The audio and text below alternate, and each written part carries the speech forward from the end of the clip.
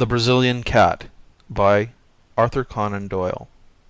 It is hard luck on a young fellow to have expensive tastes, great expectations, aristocratic connections, but no actual money in his pocket, and no profession by which he may earn any. The fact was that my father, a good, sanguine, easy-going man, had such confidence in the wealth and benevolence of his bachelor elder brother, Lord Southerton, that he took it for granted that I, his only son, would never be called upon to earn a living for myself.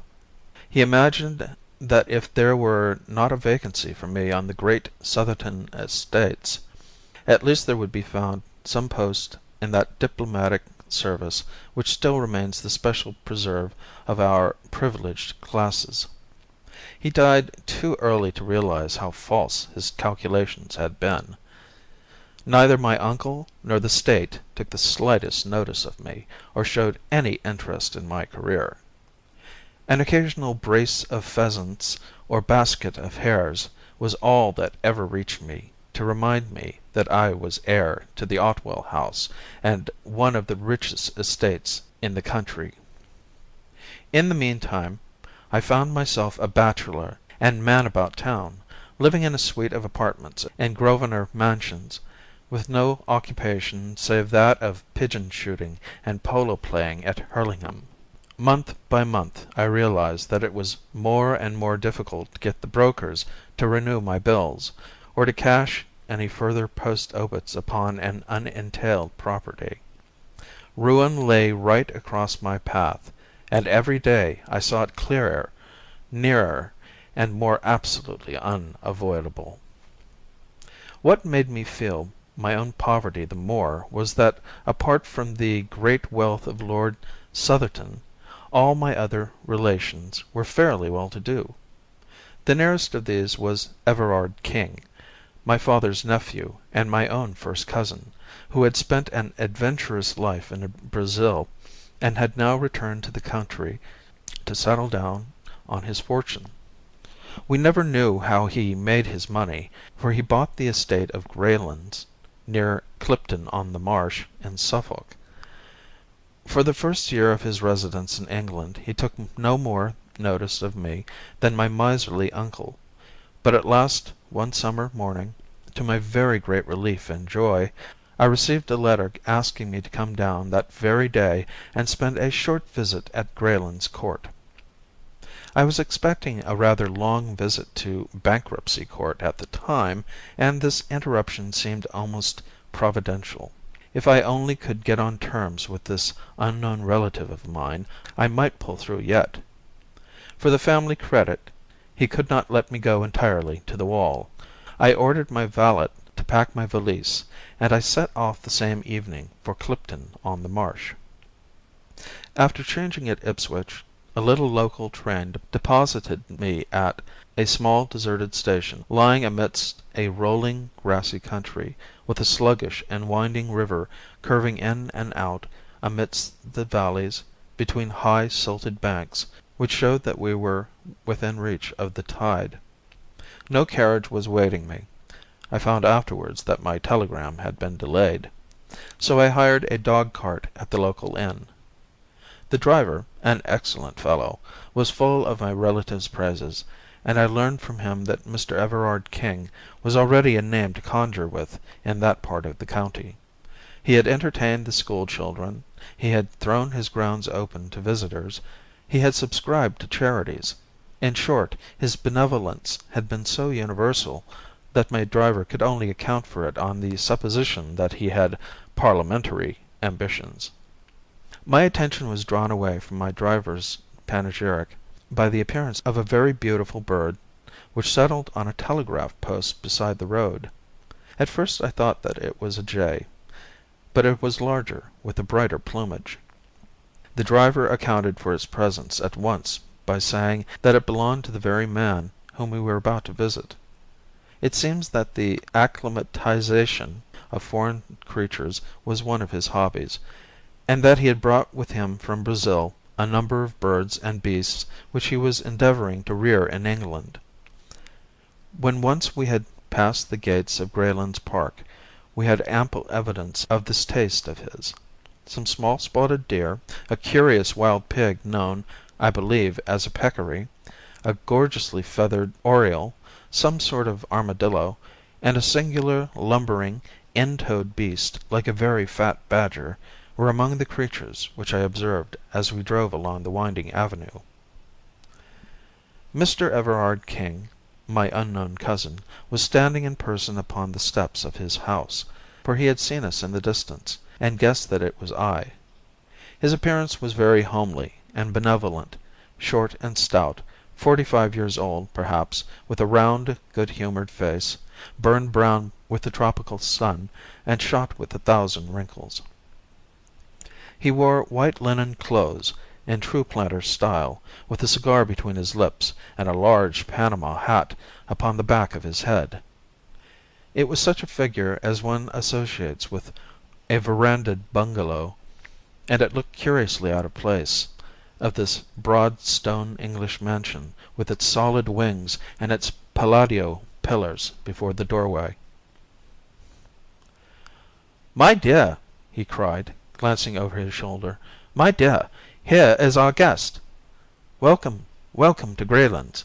I am delighted to make your acquaintance, Cousin Marshall, and I take it as a great compliment that you should honour this sleepy little country place with your presence." Nothing could be more hearty than his manner, and he set me at my ease in an instant. But it needed all his cordiality to atone for the frigidity and even rudeness of his wife, a tall, haggard woman, who came forward at his summons. She was, I believe, of Brazilian extraction, though she spoke excellent English, and I excused her manners on the score of her ignorance of our customs. She did not attempt to conceal, however, either then or afterwards, that I was no very welcome visitor at Greylands Court. Her actual words were, as a rule, courteous, but she was the possessor of a pair of particularly expressive dark eyes, and I read in them very clearly from the first that she heartily wished me back in London once more. However, my debts were too pressing, and my designs upon my wealthy relative were too vital for me to allow them to be upset by the ill temper of his wife, so I disregarded her coldness and reciprocated the extreme cordiality of his welcome. No pains had been spared by him to make me comfortable. My room was a charming one. He implored to tell him anything which could add to my happiness.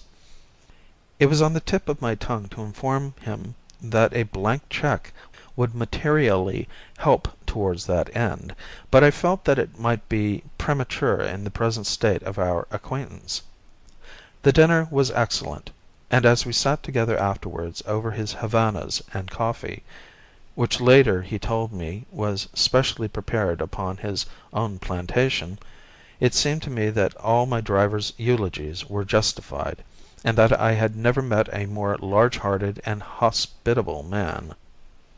But, in spite of his cheery and good nature, he was a man with a strong will and a fiery temper of his own.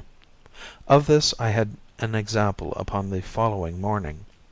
The curious aversion which Mrs. Everard King had conceived towards me was so strong, that her manner at breakfast was almost offensive. But her meaning became unmistakable when her husband had quitted the room. "The best train in the day is at 12:15, said she. "But I was not thinking of going to-day," I answered frankly, perhaps even defiantly, for I was determined not to be driven out by this woman. "Oh, if it rests with you," said she, and stopped with a most insolent expression in her eyes.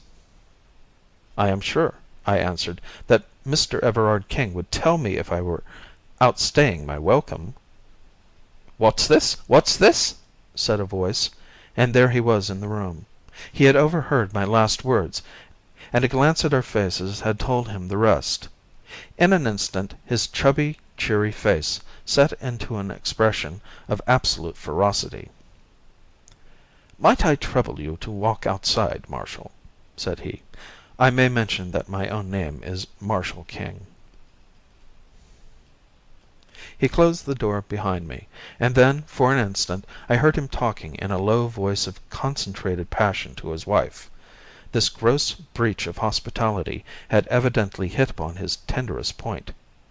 I am no eavesdropper, so I walked out on to the lawn. Presently I heard a hurried step behind me, and there was the lady, her face pale with excitement, and her eyes red with tears. "My husband has asked me to apologize to you, Mr. Marshall King," said she, standing with downcast eyes before me. "Please do not say another word, Mrs. King." Her dark eyes suddenly blazed out at me. "You fool!" she hissed, with frantic vehemence, and turning on her heel swept back to the house. The insult was so outrageous, so insufferable, that I could only stand staring after her in bewilderment. I was still there when my host joined me. He was his cheery, chubby self once more. "I hope that my wife has apologized for her foolish remarks," said he. "Oh, yes, yes, certainly." He put his hand through my arm and walked with me up and down the lawn.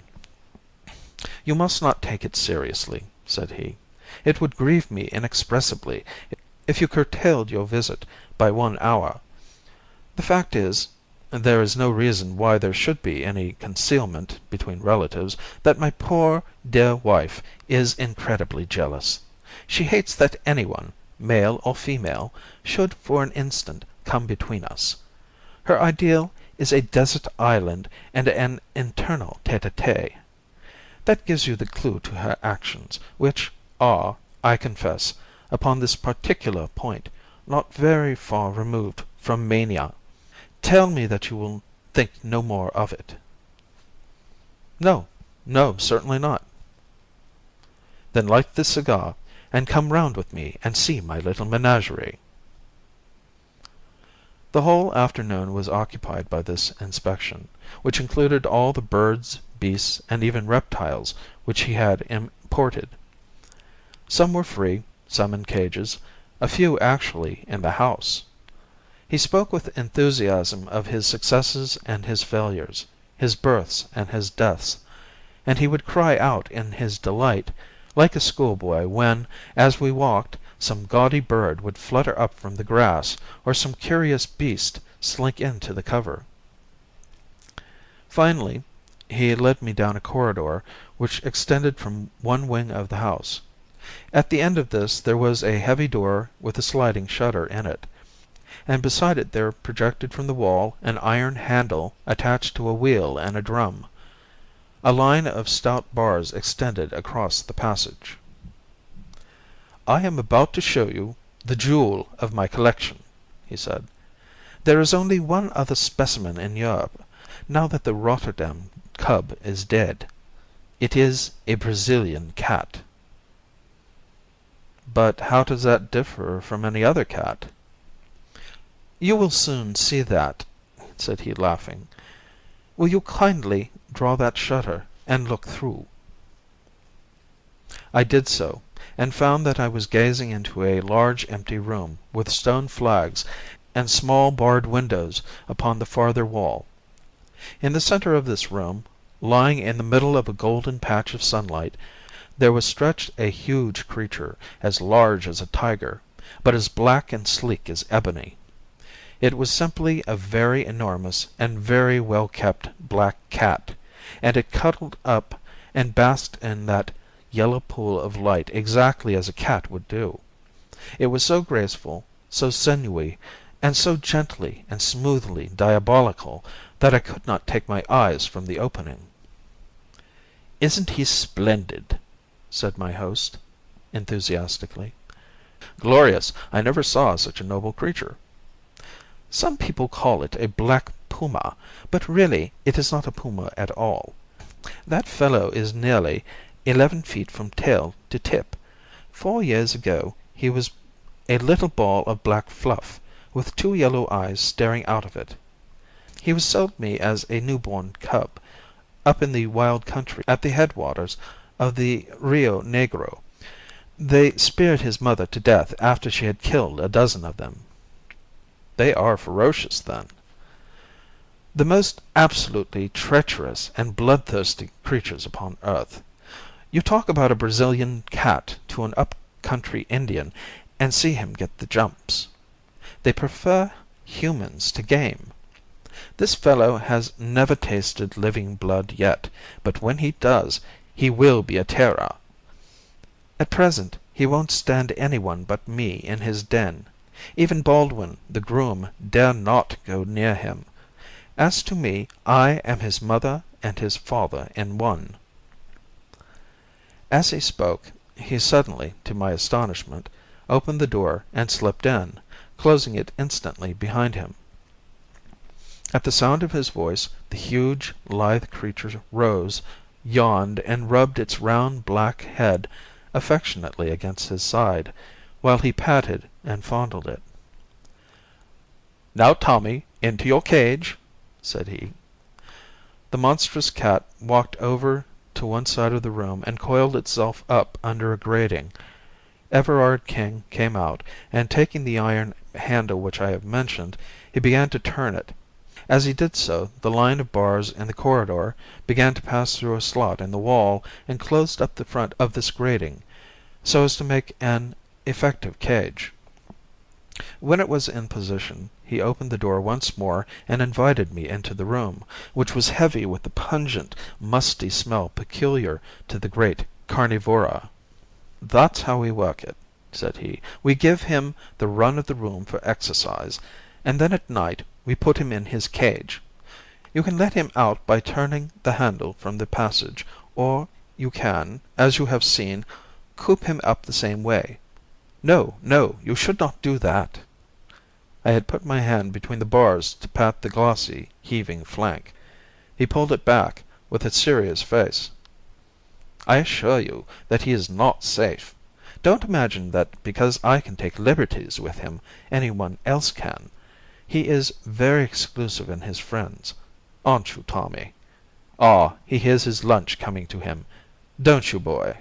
A step sounded in the stone-flagged passage, and the creature had sprung to his feet and was pacing up and down the narrow cage, his yellow eyes gleaming, and his scarlet tongue rippling and quivering over the white line of his jagged teeth.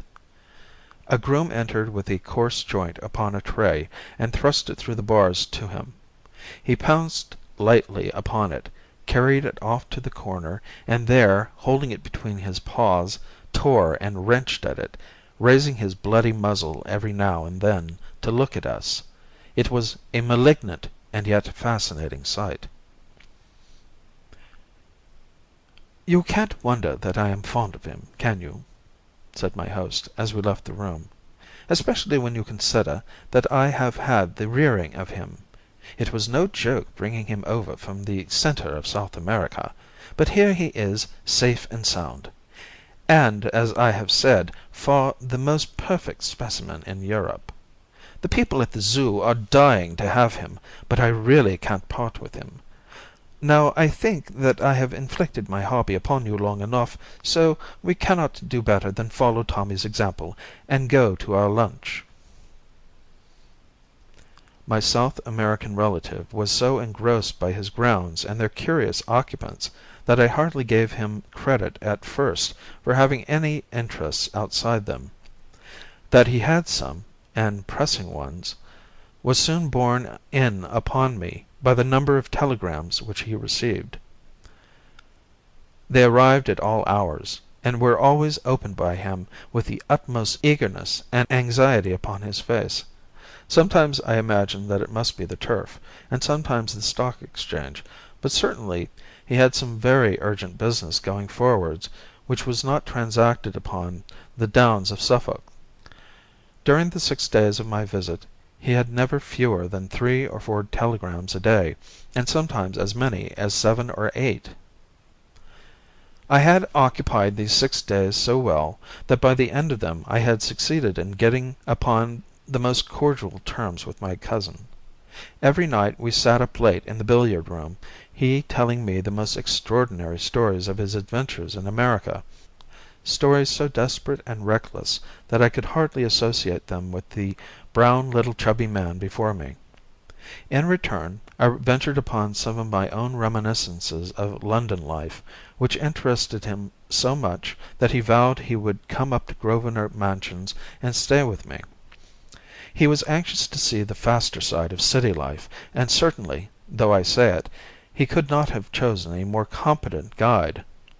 It was not until the last day of my visit that I ventured to approach that which was on my mind.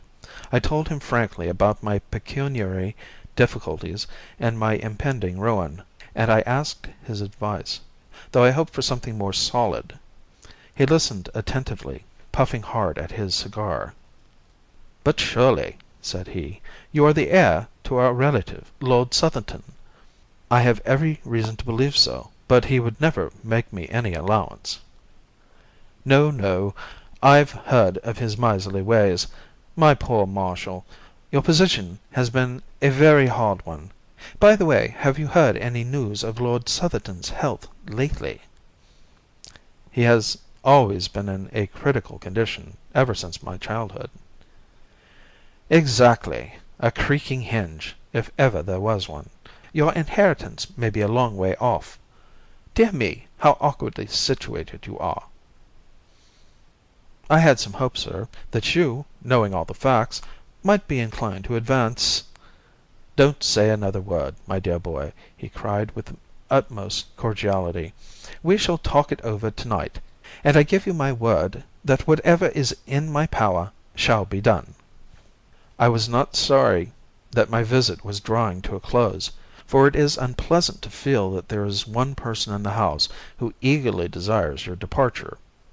Mrs. King's sallow face and forbidding eyes had become more and more hateful to me. She was no longer actively rude.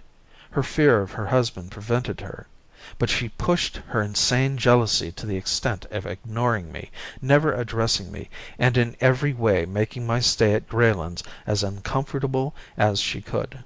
So offensive was her manner during that last day that I should certainly have left had it not been for that interview with my host in the evening which would, I hoped, retrieve my broken fortunes.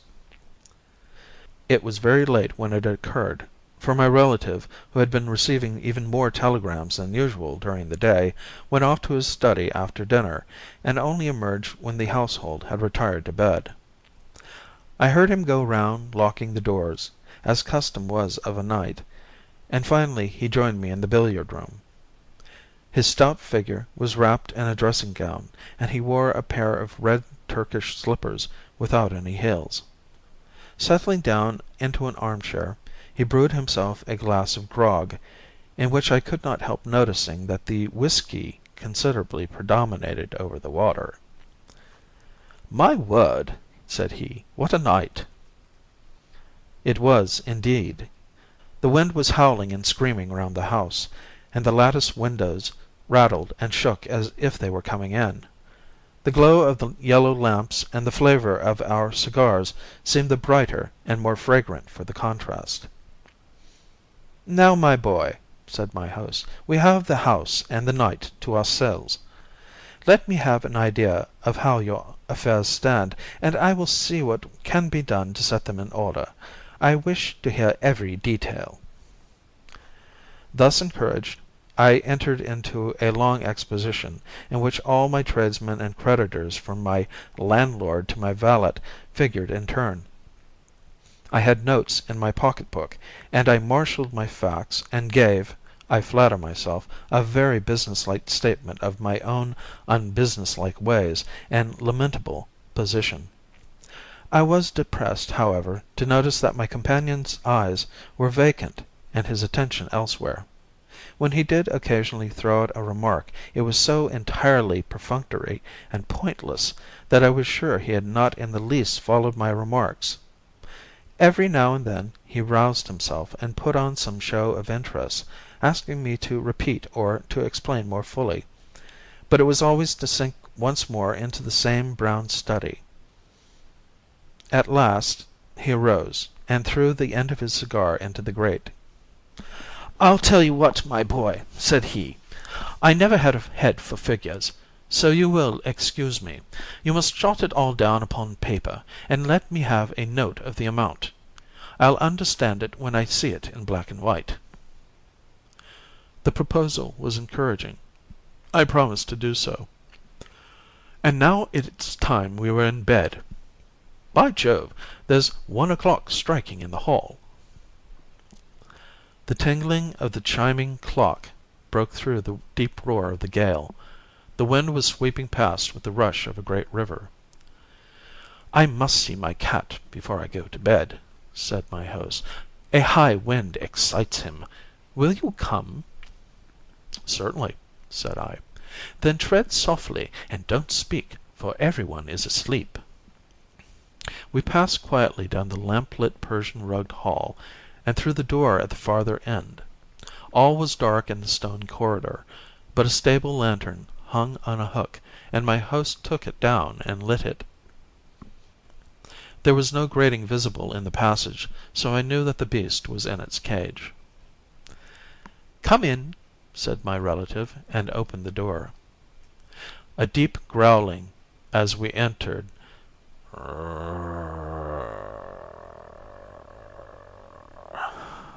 showed that the storm had really excited the creature.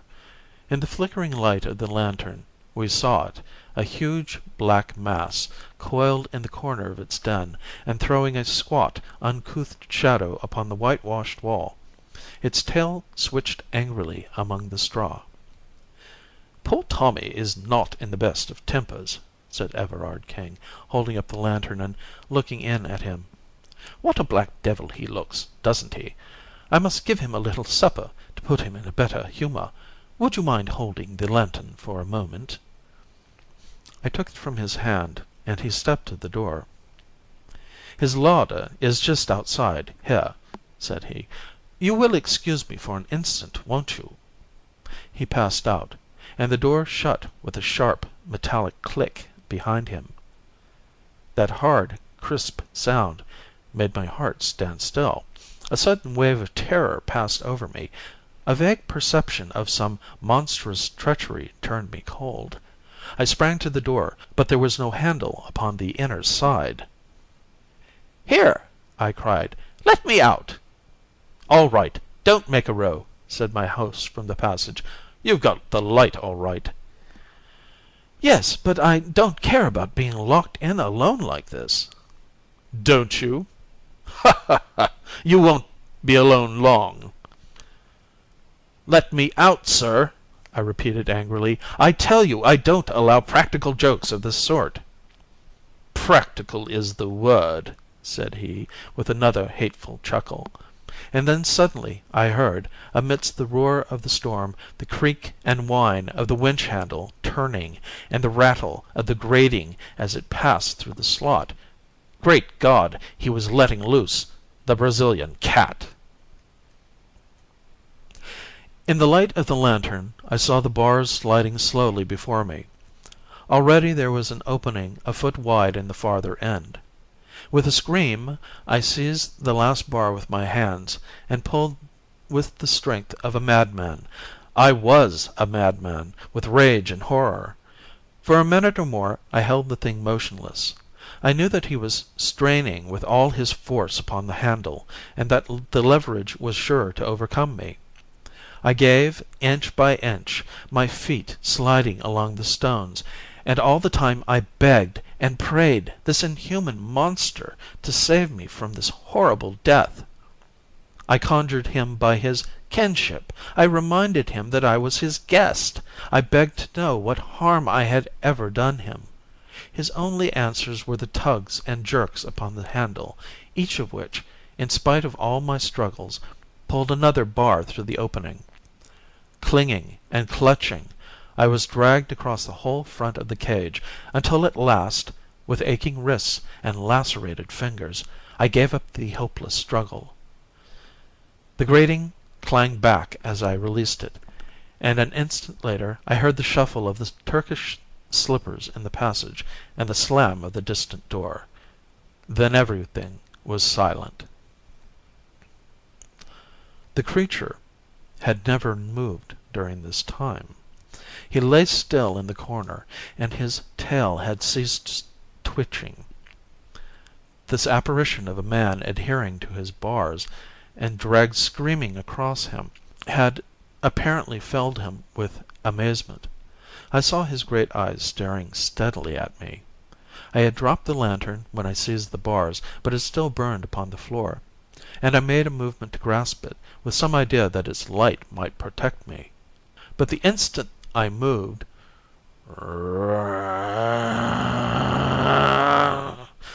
the beast gave a deep and menacing growl.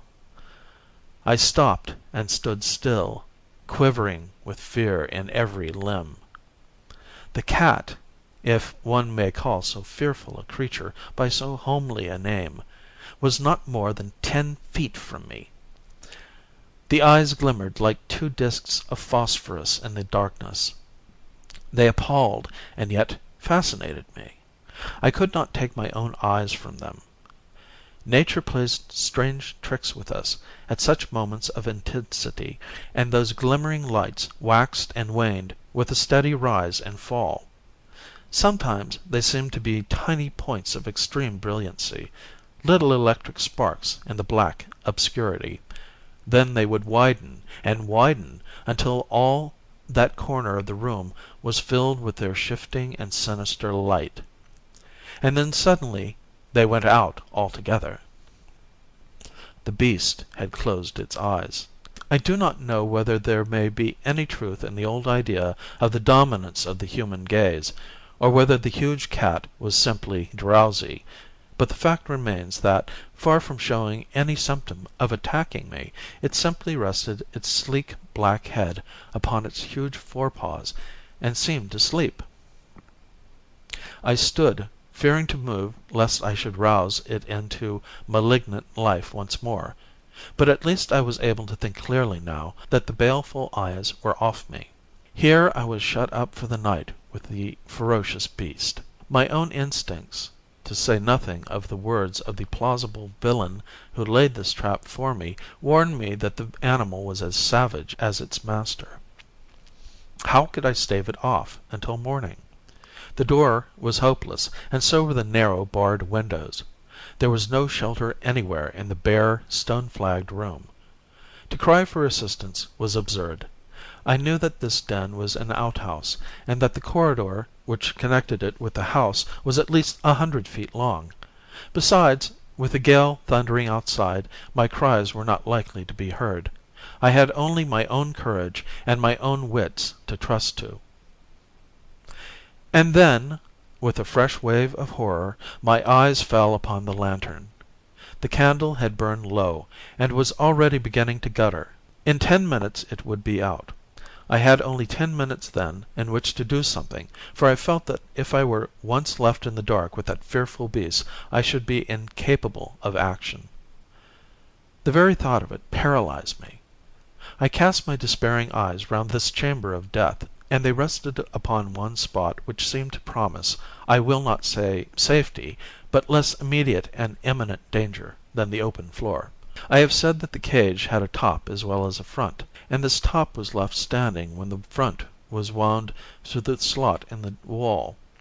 It consisted of bars at a few inches interval, with stout wire netting between, and it rested upon a strong stanchion at each end. It stood now as a great barred canopy over the crouching figure in the corner. The space between this iron shelf and the roof may have been from 2 or 3 feet.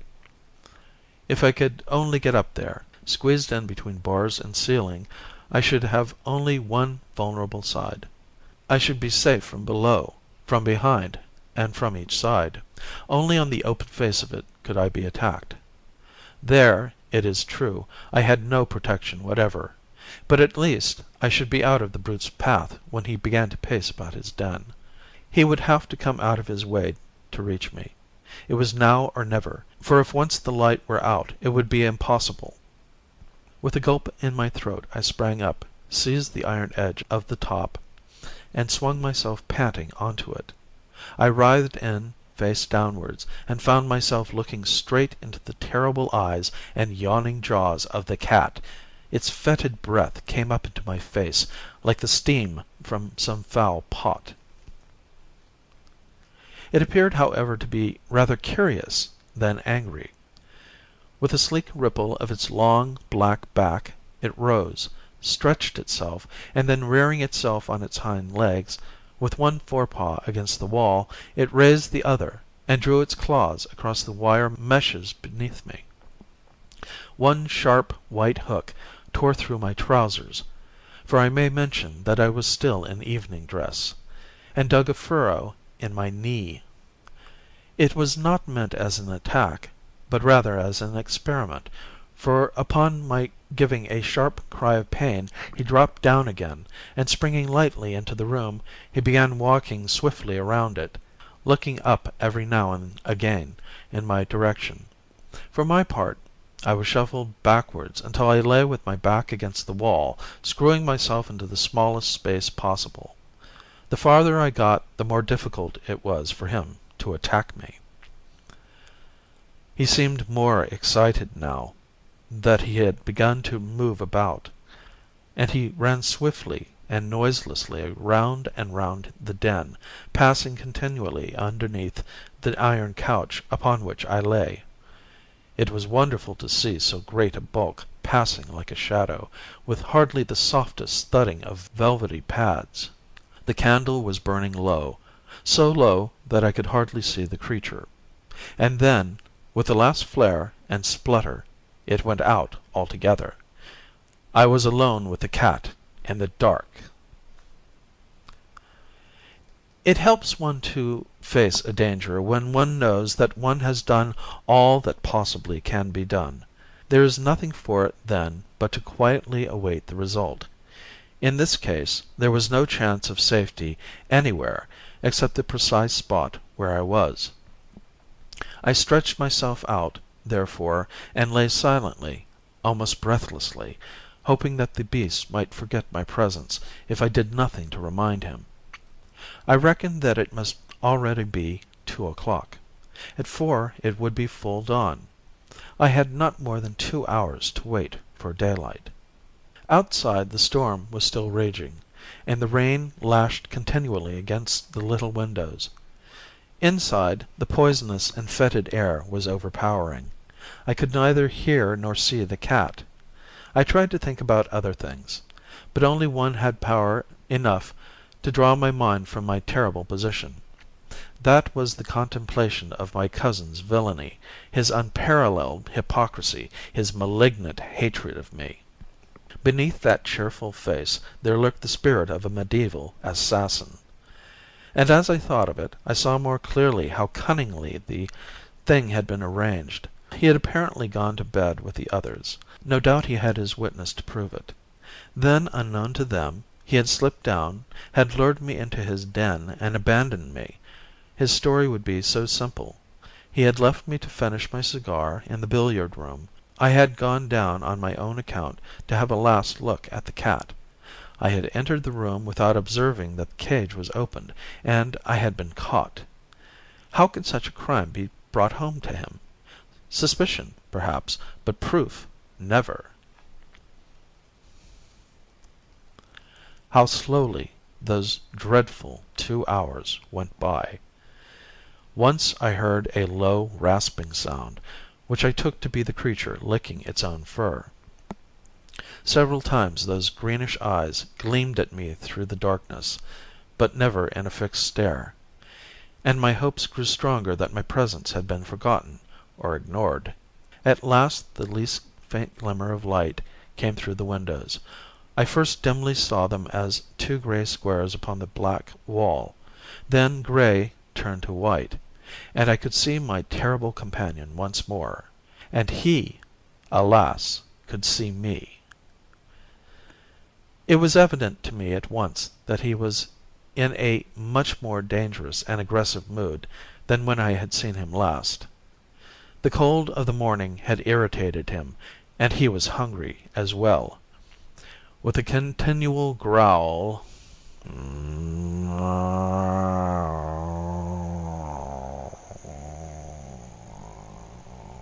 He paced swiftly up and down the side of the room which was farthest from my refuge, his whiskers bristling angrily and his tail switching and lashing. As he turned at the corners, his savage eyes always looked upwards at me with a dreadful menace. I knew then that he meant to kill me. Yet I found myself even at that moment admiring the sinuous grace of the devilish thing, its long, undulated, rippling movements, the gloss of its beautiful flanks, the vivid, palpitating scarlet of the glistening tongue which hung from the jet-black muzzle. And all the time that deep, threatening growl was rising and rising in an unbroken crescendo. I knew that the crisis was at hand. It was a miserable hour to meet such a death. So cold, so comfortless, shivering in my light dress clothes upon this gridiron of torment upon which I was stretched. I tried to brace myself to it, to raise my soul above it, and at the same time, with the lucidity which comes to a perfectly desperate man, I cast round for some possible means of escape. One thing was clear to me. If that front of the cage was only back in its position once more, I could find a sure refuge behind it. Could I possibly pull it back? I hardly dared to move for fear of bringing the creature upon me. Slowly, very slowly, I put my hand forward until it grasped the edge of the front, the final bar which protruded through the wall.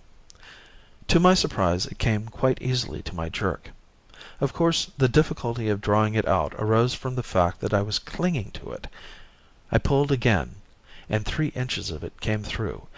It ran apparently on wheels. I pulled again, and then the cat sprang. It was so quick, so sudden, that I never saw it happen. I simply heard the savage snarl, and in an instant afterwards the blazing yellow eyes, the flattened black head with its red tongue and flashing teeth were within reach of me. The impact of the creature shook the bars upon which I lay, until I thought, as far as I could think of anything at such a moment, that they were coming down. The cat swayed there for an instant, the head and front paws quite close to me, the hind paws clawing to find a grip upon the edge of the grating. I heard the claws rasping as they clung to the wire netting, and the breath of the beast made me sick. But its bound had been miscalculated. It could not retain its position. Slowly, grinning with rage and scratching madly at the bars, it swung backwards and dropped heavily upon the floor. With a growl, it instantly faced round to me and crouched for another spring. I knew that the next few moments would decide my fate. The creature had learned by experience. It would not miscalculate again. I must act promptly, fearlessly, if I were to have a chance for life. In an instant I had formed my plan. Pulling off my dress coat, I threw it down over the head of the beast. At the same moment I dropped over the edge, seized the end of the front grating, and pulled it frantically out of the wall. It came more easily than I could have expected. I rushed across the room, bearing it with me, but, as I rushed, the accident of my position put me on the outer side. Had it been the other way, I might have come off scatheless. As it was, there was a moment's pause as I stopped it, and tried to pass in through the opening which I had left. That moment was enough to give time to the creature to toss off the coat with which I had blinded him, and to spring upon me. I hurled myself through the gap, and pulled the rails to behind me, but he seized my leg before I could entirely withdraw it. One stroke of that huge paw tore off my calf as a shaving of wood curls off before a plane. The next moment, bleeding and fainting, I was lying among the foul straw, with a line of friendly bars between me and the creature which ramped so frantically against them. Too wounded to move, and too faint to be conscious of fear, I could only lie, more dead than alive, and watch it. It pressed its broad black chest against the bars, and angled for me with its crooked paws, as I have seen a kitten do before a mouse trap. It ripped my clothes, but, Stretch as it would, it could not quite reach me. I have heard of the curious numbing effect produced by wounds from the great carnivora, and now I was destined to experience it, for I had lost all sense of personality, and was as interested in the cat's failure or success as if it were some game which I was watching. And then gradually my mind drifted away into strange, vague dreams, always with that black face and red tongue coming back into them, and so I lost myself in the nirvana of delirium, the blessed relief of those who are too sorely tried. Tracing the course of events afterwards, I conclude that I must have been insensible for about 2 hours. What roused me to consciousness once more was that sharp metallic click which had been the precursor of my terrible experience. It was the shooting back of the spring lock. Then, before my senses were clear enough to entirely apprehend what they saw, I was aware of the round, benevolent face of my cousin peering in through the open door. What he saw evidently amazed him. There was the cat crouching on the floor. I was stretched upon my back in my shirt sleeves within the cage, my trousers torn to ribbons, and a great pool of blood all round me. I can see his amazed face now, with the morning sunlight upon it. He peered at me, and peered again. Then he closed the door behind him, and advanced to the cage to see if I were really dead. I cannot undertake to say what happened. I was not in a fit state to witness or to chronicle such events. I can only say that I was suddenly conscious that his face was away from me, that he was looking towards the animal.